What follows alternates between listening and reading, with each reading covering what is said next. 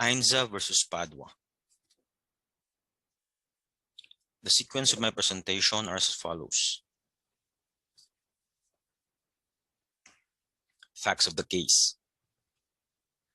For the petitioners, Concepcion or Ainza, substituted by her legal heirs, Dr. Natividad, Corazon, and Lilia.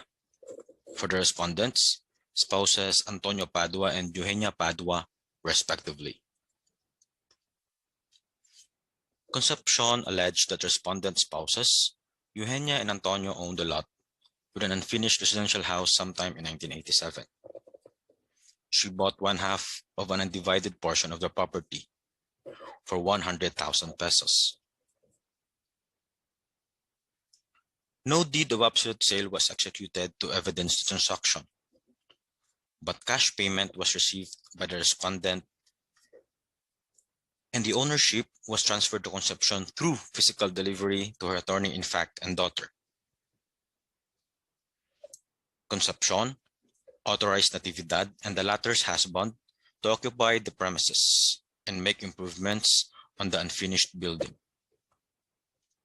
Thereafter, Concepcion alleged that without her consent, respondent caused the subdivision of the property into 3 portions and registered it in their names in violation of the restrictions annotated at the back of the title.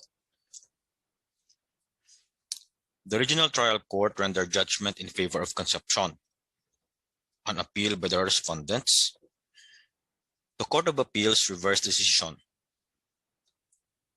and declared the sale null and void, hence this case.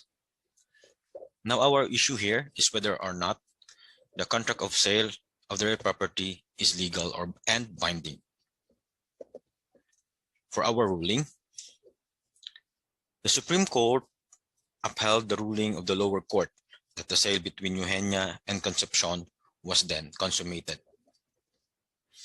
It is when both contracting parties complied with their respective obligations.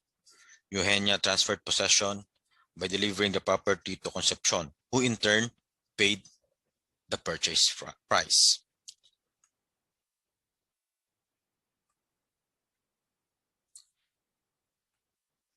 It is also declared that the transfer of the property did not violate the statute of frauds because a fully executed contract does not fall within its coverage. The verbal contract of sale between Eugenia and Concepcion did not violate the provisions of the statute of frauds, that a contract for the sale of real